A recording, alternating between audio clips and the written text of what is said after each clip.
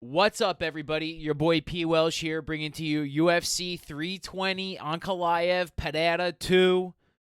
Coming off a 9-3 week, had a good run, won a few shekels, and made me think I have to bring to you guys UFC bet video. So towards the end of the week, I'm gonna try and come out with like my best bets that I like that I'm gonna use and share them with you guys in a way, make some graphics. So because in some spots like I like the picks, and then midweek I realized that like Carolina was toast. You know, I was like, why did I pick Carolina? So to be better, more transparent, and try and be better is just I'm going to bring you a bets video at the end of the week. So we're going to start off Hardy versus Walker, women's flyweight bout. Veronica Hardy 9-5-1, coming off a loss, 5'4", 64-inch reach, and Walker's 8-4, coming off a loss, 5'4". And yeah, take your pick. I don't. Maybe this shouldn't be a pick 'em. I don't know why I mean, I get why Hardy's a big favorite, but I also don't get why Hardy's a big favorite. I think maybe maybe not this first fight, but I think that one of these first two underdogs takes it home. And I mean, we've seen some crazy women's upsets here, especially on the early cards. Wouldn't shock me if one played out, especially as you get to the greasy, corrupt judges. You never underestimate how like hungry one of these fighters could be for the win, especially like, Walker against Hardy. I mean, then it's not like they're both unblemishable. They're both not finishable. I mean, edge and experience goes to Hardy. That's for sure. But similar opponents over time, and similar career trajectory. See how the women respond here. I really want to pick Walker here. So this is like where I'm going to pick Hardy is definitely like the quote unquote pick for the fight. But I definitely am going to sprinkle something on Walker or in some way, because just the odds of her winning are definitely worth the chances of that situation. So the official pick is Veronica Hardy. I think she'll get it done. Again, I think it probably goes to the judges' scorecards. I just think she lands more volume, just does a little bit more damage, But again, you never underestimate. And there's one thing for sure is these women at minus 600. I'm not sure if any women on the first fight deserve to be minus 600. So Veronica Hardy, for that, you got to finish. I don't know if she's got that in her, and if she does, good for her, because this one's hard for me to call like that because I think it's way closer. So, yeah, Veronica Hardy, official pick. Next up, Ramzi Bramimaj versus Austin Veneford. Bramimaj 12-5, 5'10", coming off a win. Veneford 13-2, coming off a win, 5'11", 2-inch reach, 1 inch on the leg, and this is another one where like I get the hype on Veneford, but I also I'm on the Bramimaj side. I just think he has real potential. I think he's got submission finish. I think he's got I think he's fought guys that arguably, if you put him against Veneford, would probably win. The Garimbo Court McGee fights are never good, and maybe Veneford gets him like that. But I think he's on a prove it to me basis against somebody like Brahmi Maj. That I'm like so hit or miss on him, but I feel like he has done me pretty well over time, and I just think he gets this one here as a big underdog. I don't understand it. Again, one that should be way more of like a pick 'em in a way. My official pick is going to be Brahimaj. I really think the underdog gets it done here. I like Vanderford a lot. I just don't like him in this matchup. I just think he'll get smothered a little bit too much. He's not going to be able to control the distance. As he starts to unload those combinations, Brahimaj is going to close the distance, push him up against the cage, and work to clinch. So we'll see. I don't think he necessarily has the most UFC experience. I think that could make a big factor here. And yeah, I'm on Brahimaj here, money line. I think he can get it done decision. I think he can sneak in something late here. I just think he'll kind of be a better fighter over the course of the minutes of the fight. And the longer the fight goes, it's going to be more and more for Brahimaj.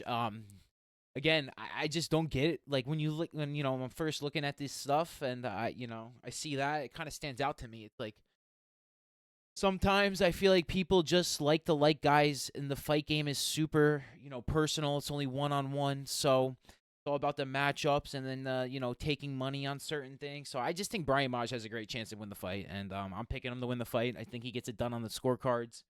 Let's go, baby. Next up, welterweight bout, Paulino Soriano versus Nikolai Veretennikov. Veretennikov. 11-4 versus 13-6, 5'11", 6'1", 1.5 inch reach for Venetennikov. Oh my god, bro. It's early in the morning when I'm recording this one. Uh, thank you guys for watching. I mean, this is a Soriano spot all day. He really was the power he brings to welterweight is surprising. I think that's one thing that really shocked me is his absolute, and he's tough too, man. I think it's gonna be hard to beat him. Uh, Veniford beat Veretennikov.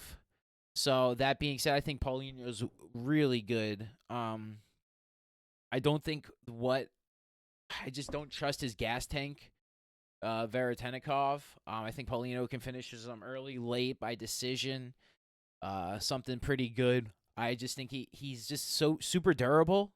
He's not going to get finished. He's got the finishing power, and I think he's got a good gas tank. Not really like he's gone late in fights a lot, but I just think like he's got the advantage over Veretennikov. I think it's the Soriano spot all day, signed, sealed, and delivered. It's going to be kind of sad that we're seeing him on the early. Yeah, I think he's got to finish in him because he's on the early prelims on this. Like he's going to be trying to push himself up a little bit. Back-to-back big finishes, something early. I definitely feel Soriano 1-2 is definitely super live, even as it goes late. I think because I can think like as it goes late is minute 9. Dude, could you imagine him just starting him like 420, 430 in round number 2? That's 9 minutes of, what he can do to Veretennikov. I think Soriano all day, baby. Next up, bantamweight bout, Patchy Mix, second fight against Jakob Willix, UFC debut. 20-2 Mix versus 16-3-2 Wicklax. Yeah, so making your UFC debut against a guy making his second UFC from another division. Patchy Mix by submission owes us money. So yeah, that's got to be the official pick. Is this even a UFC fight for Patchy Mix on his resume? I don't know. I don't know why this fight is really even being sanctioned. Maybe let my guy get a little bit of confidence. But yeah, I mean, to fight a guy against your UFC debut, to think you're going to be increasing your UFC credibility, I don't like it. But so that being said, I really like Patchy Mix by submission here because I feel like it like owes us money in a way. Like he's just gonna imply that and be like kind of 1, 2, 3 after So I just think once I saw this guy fighting somebody making his debut, I was like, there's no way that he's really gonna be able to not get a submission here. So there's no way I'm gonna do anything but that. Maybe if he was fighting somebody else, it would be like a decision. But like he didn't even impress me standing. I don't know what happened. Maybe like on the early card will be better. He was on the the main card of the pay per view. Maybe that was a little starstruck, but the guy fought for belts, so but he maybe knew what he was watching. UFC's the levels. There's levels to the game. So let's show Patchy Mix has the level to just submit any UFC debutant. It's the guys with experience that he's really going to struggle with. Patchy Mix. Let's go, baby. Next up, women's bantamweight. Macy Chiasson versus Yana Santos. Chiasson 11-4 coming off a loss. Santos 16-8 coming off a win. 5'11" versus 5'6", 6-inch reach for Chiasson, and Chiasson all day. One of the hammer spots. I don't believe in Yana Santos at all. I can't believe she beat Miesha Tate. Chelsea Chandler, losses to Hosa Holmes and Aldana before that. Chandler's maybe arguably one of the worst bantamweights. Can't make weight. And then Miesha Tate is how old when she fought 6 months ago? 39, almost. 39 years old, 38 years old. So I think Macy Chiasson's a beast. That advantage on the height, with that advantage on the reach, I think she pieces her up. Is live for a finish, live for a sub. I think when you say, I think Macy under the 2.5, Macy inside the distance, I would put that all day, man. Like I remember her punishing Bruno Silva. We had her. I think she's gonna bad intentions. I think she's gonna be absolutely vicious to Yana Santos here. Yeah, Macy Chiasson inside the distance is one of my absolute savage slams of the week. I just think she's super, super, just unbelievable women's fighter. So, and Yana Santos just a little bit older, a little bit slower, just a little bit down in the metrics. I think we gotta get Chiasson before she gets ballooned up because she's only like minus 200 right now. I think, I think we got a lot of opportunity on Macy Chiasson. One of my favorite spots of the week. I can't see her losing to Yana Santos. Like, unless it's some greasy decision or something like that, I can't imagine where she gets taken down. But I still think she has more physical ability and decent ground game to get up. So, moving on.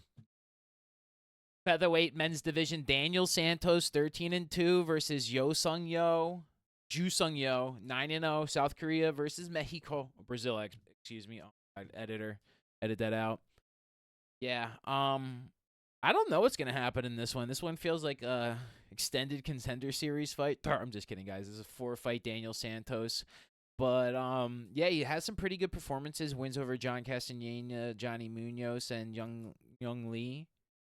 And Sung Yo is making his second fight. He beat Jake Sarangi with that left hook. Yeah, I ain't betting against Yo there. That's all I need to know is I'm picking Yo. That left hook was he's freaking Korean Conor McGregor. That's all you need to know, ladies and gentlemen. What are the odds on him? Now that I realize it's hard to oh yeah, plus 120 against this guy. Yeah, all day we're gonna eat up Young Sung Yo. I yeah, featherweight I think is a really good. He honestly probably needs to go to bantamweight, and he can absolutely if that man can get to bantamweight, I think he's an absolute problem for the rankings of the division. Featherweight, I think he'll get bullied by some of these guys like Lopes and Silva over time. But yeah, Yo, I think puts in a nice performance here. Maybe a little bit, second round, nice decisions. Santos is a tough fighter, right? Foreign experiences, but I don't think any of them have the skill that Yo has, right? John Castaneda, not super experienced. I definitely can see him losing by decision, right? I don't know if he get a KO win, but I definitely can see him just getting pieced up for 3 minutes, getting counter punched, can't come in, can't take him down, just doesn't have nothing, just accumulating damage. Not much moving on. Joe Sung Yo, any KO or decision.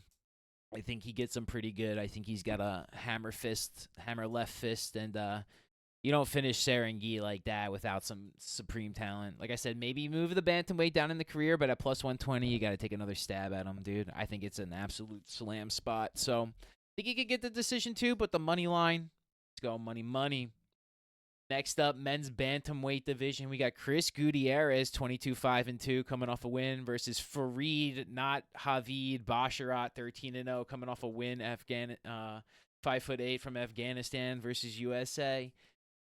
And yeah, you got 4-inch on the reach for Basharat. And man, is he gonna try and stand and fight with Gutierrez? Is Gutierrez taking this 0 here? Honestly, bro, are we on the fade Basharat? He fought Victor Hugo over almost a year ago. I think Hugo was massively overweight too, and still beat him. Taylor Lapulus, fight before that. I don't even know if he's still in the UFC. He's not. He's fighting in a different promotion. I beat Damon Blackshear, Keldon Rodriguez. I can't even tell if he's still in the UFC.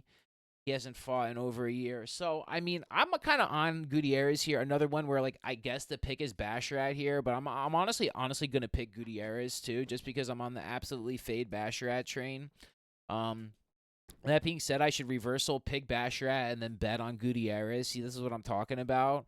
Just because the odds at plus 340, I just think Chris Gutierrez is an absolute, class professional in the UFC. He stays active, makes weight, he puts in tough camps and performances. He's just not going to roll over, really doesn't get finished. So if you're telling me, like, the last time he's been finished is 7 years ago by Barcelos with a lot of finishes, losses to Munoz and Yang Sedong, I think Chris Gutierrez is way better than all those guys. I'm picking Gutierrez. I'll bet on Gutierrez, 10-3-1 in his UFC.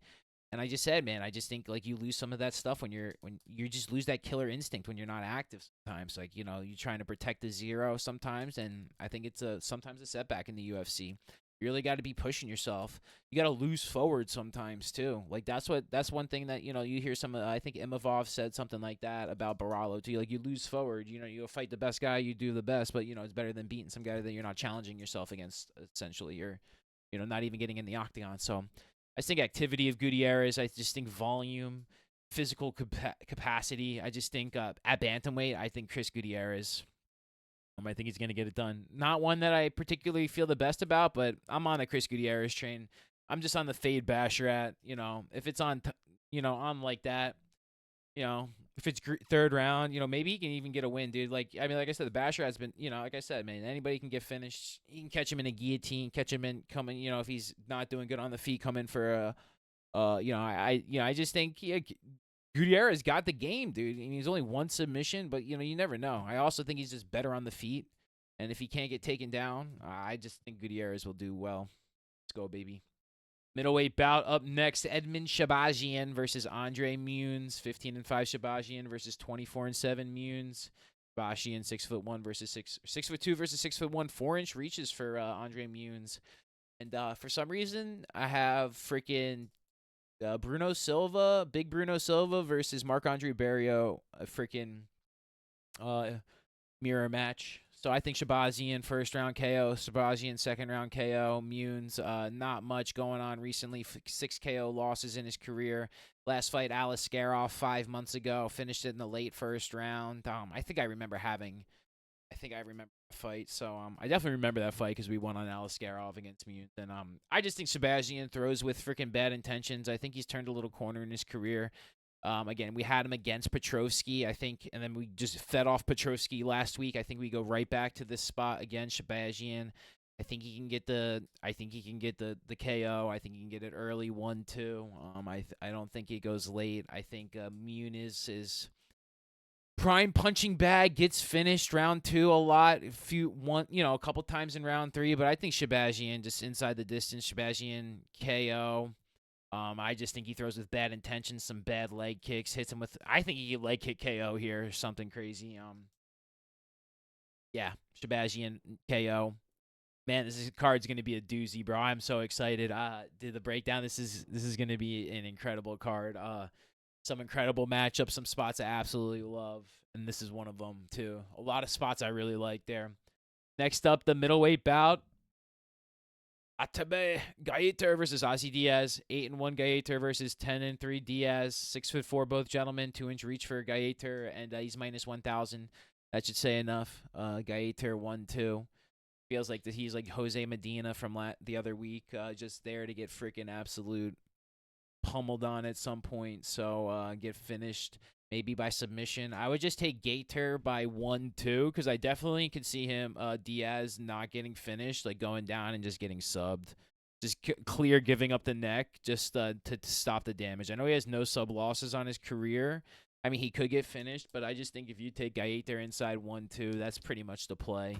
I think he finishes him in the first 2 rounds. I think that's one of the spots that you should again, that's just, I feel like there's a few spots right in the middle here that are just, I mean, like I said, I don't think Bastrat's an everyday, or the Gutierrez is an everyday play, but the Shabazian and Gaiter 1-2, I think are absolutely back-to-back. You'll be like, yeah, let's go, baby. So, those are 2 of my favorite spots as well, with Chase on at some point on the card, with a finish.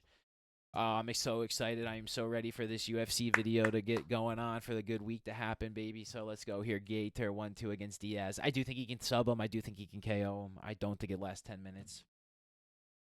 Another spot, baby. Middleweight bout. Abus Magmadev versus Joe Pfeiffer. Magmadev 28-6-1 versus Joe Pfeiffer 14-3.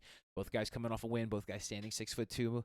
Magmadev 3-inch on the reach, 2-inch on the leg, and this is another spot I really like the underdog here. I like Magmadev. I just think Pfeiffer is gonna either have to knock him out, right? He's gonna have to KO him, or he's gonna have to gas him out late. But I just think he's so dangerous for so long. If he gets Pfeiffer down, he can just get him in a bad spot, and it can be over. It's not like we haven't seen Pfeiffer in a bad position. Not like we haven't seen him been rallied against somebody like Hermanson. This is a spot I really worry about Joe Pfeiffer at. Makes me think that he's actually truly like a welterweight. And this is, again, the one spot where I actually think Joe Pfeiffer's a 175er, not a welterweight. Joe Pfeiffer at 175 might be fighting for the belt. Joe Pfeiffer at 185. I just think there's just a few guys that there's just some absolute tough matchups in a killer be killed division. So I am a little worried about Joe Pfeiffer here. I hope he wins. I'm praying for his winning here. I'm not picking him to win because I think Abus just I just think he's a really tough matchup, and I just think he's gonna eventually take him down and wear a little bit. Just his length, his reach, and his ability to lock up from the bottom of the leg, force leverage on the fence, stand up with those arms, and just push him over his head. I just think we'll get Pfeiffer in bad positions. I can see him possibly. I don't know. I just don't feel really good about Pfeiffer here. He's not at that number. I think he should definitely be way more of a pick'em. So at that number, I'm definitely going to pick Magmadev. I truly think there are some absolute spots this week that I don't understand. I could be completely wrong here, but there are some places that I really like, and I think there's absolute great fights going to happen. This is going to be one of them too. I think it's going to be a barn burner. I can't see how this fight is boring at all. I can see either one or both of these guys going to sleep, getting finished, or just having an absolute war to the end. This is a fight for fight for the card too. Performance of the night potentially for both guys. I just think this is going to be a great fight. So on Magmadev, a boost there. I'm on the boost. just because I think he's just got a little bit more dimensions to it. I just really do. I just think Pfeiffer, not like he doesn't have a ground game like that, because he definitely has submission wins on it on his but those are against guys that are just not the same, not the same level as a Boost. Like I said, maybe he can catch a Boost, knock him out cold, which would be a kind of amazing. Maybe I'm valuing a Boost a little bit because of the Pereira win, but I had him winning against Pereira too. I do worry, like I said, maybe if he just can't, if he can't work the takedowns, Pfeiffer at decision, but over 3 rounds, we'll see how it shakes out, man. I got a Boost. If a 5-rounder, I might have a little bit more of Pfeiffer, because I think he could rally late 3, 4, 5 if a Boost doesn't have the gas tank, because I do worry about him gassing out that late, but I also think he can win the first 2 rounds, lose the 3rd round, and Pfeiffer doing a lot of damage. It's so tough to get the finish at the end, so a Boost there. Let's maybe. Next up, featherweight bout. Josh Emmett, 19-5, coming off a loss, versus Youssef Zala, 17-5-1, coming off a win. 5'6" versus 5'10", 70-inch versus 72-inch reach. Same on the legs. And yeah, this is a stylistic matchup.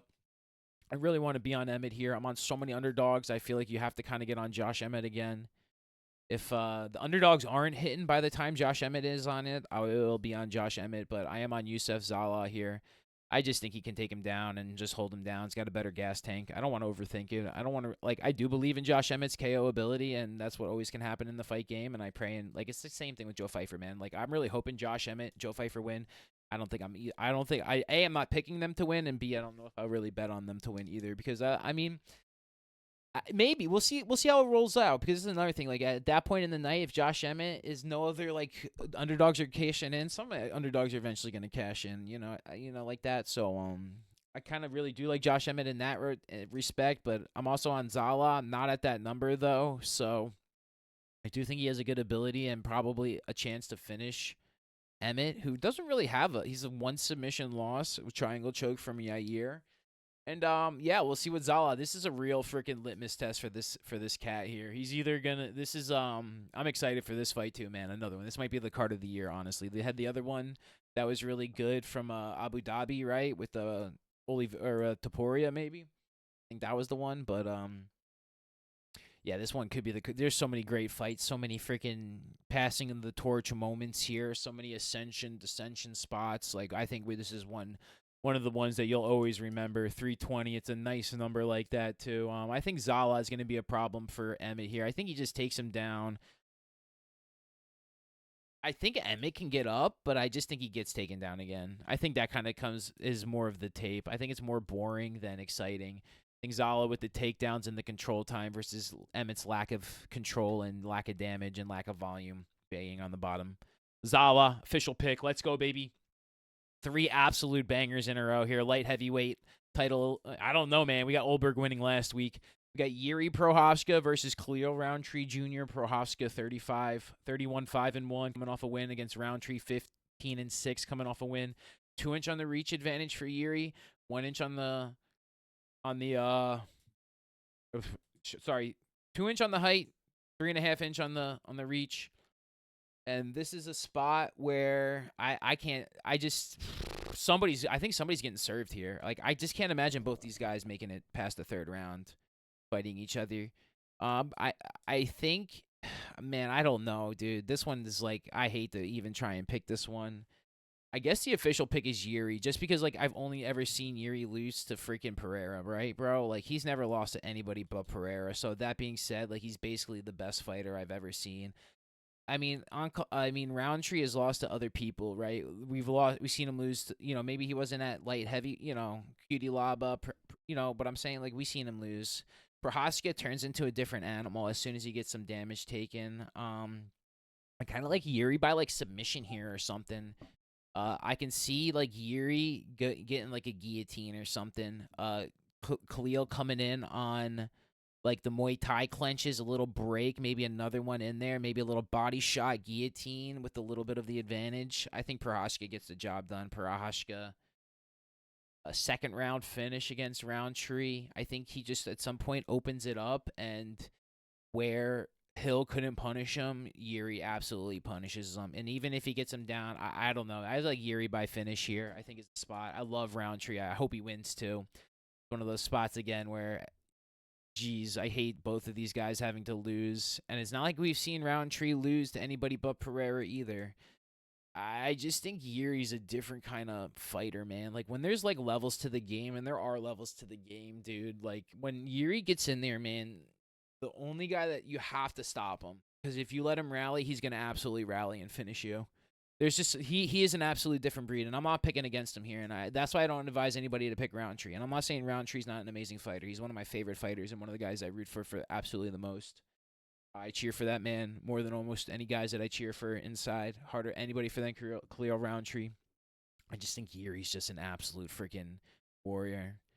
And yeah, I just think there's the difference between 3 and 6 is. I'm not saying it's just different, bro. I just think Yuri is that good. Yuri, Olberg, Ankalaev. Little spoiler alert for the prediction at the end, but yeah, I like Prohaska here going into the co-main event. Bantamweight bout.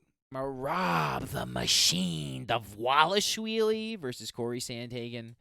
Dvalishvili 20-4 versus 18-5. Sandhagen 5'6" versus 5'11", 2-inch on the reach, 2-inch on the legs for Sandhagen. What do you have to say? Sandhagen rebounding against in his last fight after the loss to Umar. Freaking Marab on the absolute machine of a train. Last lost to Ricky Simon 7 years ago. Boy, oh boy, 5-round main event. This is what Corey Sandhagen has waited for a long time. I thought he showed well against Umar. Rough to only win 1 round on, I think he got 50-45 on one of the scorecards too, which I thought was very rough. I thought I was rooting for him extensively. I thought he had a great chance, and I just can't see him getting the job done at all. I'm sorry. This is Marab all freaking day, dude. I think Marab the Machine might go down as the bantamweight GOAT. I just think there's a level of his strength that is just even as much as he hasn't fought Marab yet. You know what I mean? He hasn't fought Corey, and that's why I think he's going to go through Corey. He's going to go through Piotr again, and I just think he's going to be an absolute machine, dude. Then maybe he moves up to featherweight. I don't know, but I want to say Corey has a chance to catch him, and maybe that's that's his chance. He has to knock out Marab. That's it. I'm sorry. That's what he has to do. He has to catch Marab. He's got to catch him in like Aljamain Sterling. That's his win condition. He's got a O'Malley to Sterling and Sandhagen to Marab. He's got to do that. He's got to bait him into like he's got to have a plan like that. That's his only win condition. He's got to knock him out. That's TKO. It's the only way. He's got to just and then hammer fist against it and the ref stop it. That's the win condition for Corey Sandhagen. I don't think it's very hard. I can see it somewhat happening. I'm not picking against it. I might bet it, but I'm definitely not picking against it. Marab's the machine. I just think he's actually a physical dominant monster. But if Sandhagen can manifest that, I think he's really got a chance against Sterling. Similar odds, I feel like too. We're at plus 295 for Sandhagen. I feel like it was something like that for O'Malley. I remember getting like plus 500 on the KO prop when he KO'd Sterling, something like that. So history does repeat itself. So I'm definitely not against something like that coming up here. And that would be a cool, so again, I don't think Marab's unbeatable, invincible. I think he is a tough out. I think he's the absolute physical menace. I think he will win the fight and retain the belt and then fight Jan. But I can also see Corey Sandhagen KO in him. I think that's what he has to do. KO 1-2. Other than that, the longer the fight goes, I just don't see it happening. And he has to KO him. You know what I mean? He has to do the damage to absolutely finish him. Because what did O'Malley finish him? 1 minute round 2. You know what I mean? He's got to get him in those first 9 minutes. Like, that's your chance to get him. Like, I can see him make it. You get 9 minutes to get Marab. After that, I think it's all the machine time. I don't think you can stop it. I don't know if he can stop it for 9 minutes either. So, like I said, he's gonna have to find like some fade check, kick, left hook, something upstairs, something knee up the middle as he's coming down Broadway, which he definitely we've seen Sandhagen do stuff like that. Frankie Edgar, some absolutely insane finishes in his career, some absolutely great cuts, some absolutely massive beatdowns, wheel kicks, flying knees, doctor stoppages, arm bars, decisions, just just winning grappling exchanges. So he's got to get there. He's just got to have to. He's gonna have to win something, and he's gonna have to win it flawlessly. Which that's Corey Sandhagen's game. So I think he has an absolute fighter puncher's chance. And I think it could be again. What a fight! What a fight! Can't wait. Last up, light heavyweight main event title fight: Magomedov Ankalaev versus Alex Poatan Pereira. Ankalaev 21-1-1, standing 6'3" against Pereira 12-3, coming off a loss, standing 6'4", 4-inch on the reach for Pereira, 2-inch on the legs for Ankalaev, and I don't know how you feel, ladies and gentlemen, about your guy Poatan here, but I'm scared for him. He's been my favorite fighter since literally his. Let me tell you what that fight was. That Sean Strickland fight, when we walked him out there, I was like, yeah, this is the guy. This guy's legit. He's gonna win the title. He did.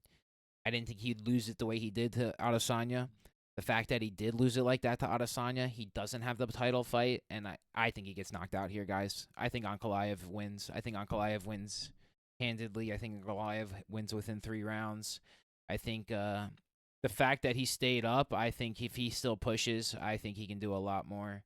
I can't see Pereira winning this. I think he's a little bit older than we realize. He says 38, about to be 39, or he is 38. He could be 40 years old, bro. He's not been in the best shape. I think he's got to cut again. I don't know if he really wants to cut, bro. I'm a little worried about this. I'm all on the Ankalaev train. I don't think I was last time, and I should have been on heavier because I think my guy Pereira landed 12 significant strikes when he put himself out there. His striking defense was so bad, he's just going to get eaten up again, and we've seen him finish. We've seen him finish at 185. We're going to see him. I hope we don't see. I think we're going to see him finished at 205. I think then he moves up to heavyweight, gets some exciting fights, maybe goes on a run there. And but yeah, I think that could be the trajectory, but I don't want to see him viciously KO'd, but I think that's what's going to happen. Maybe it can be like a bad stoppage, but from the ref when he's in like a bad spot, like against the fence, like take, body shot, finish like an elbow, and then it's like over like that. So it's only like one bad spot, and then he goes up to heavyweight. But yeah, Ankalaev KO. Ankalaev, I think he finishes up against the fence. I think Ankalaev can counter him, and I think this fight ends behind the black line, and Pereira is laying in the center of the octagon. I think he's going to push him back, push him towards the fence. He's going to bait him in there, and he's going to hit him with a 1-2 on Ankalaev with a vicious KO, and a lot of Poatan fans be crying, myself included. And I know I'm going to be crying, and that's why I'm on Ankalaev, because do it, Poatan, just win. Nothing personal, bro. I love you, dude. You're, again, one of my favorite fighters, had your auto for a long time. Believer for years. I just think, in the fight game, it moves on, and once you don't have it, you don't have it. So that being said, Ankalaev here, we're going to do a quick little recap. And yeah, we're going to look forward to Portatska. I fucking spelled Prohashka's name wrong in the co-main event. Then got to get the editor on the line.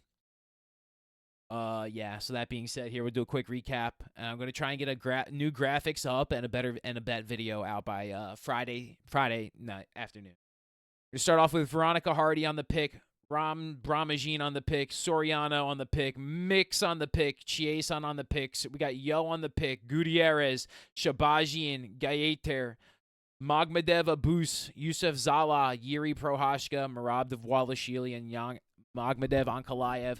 Thank you guys so much for watching. Like, comment, subscribe if you enjoyed the video. Comment all the winners in the comment section. If you get them all right, I'll give you $100. Thank you so much for supporting. Peace and love. Take care of yourselves and your families and your friends, baby.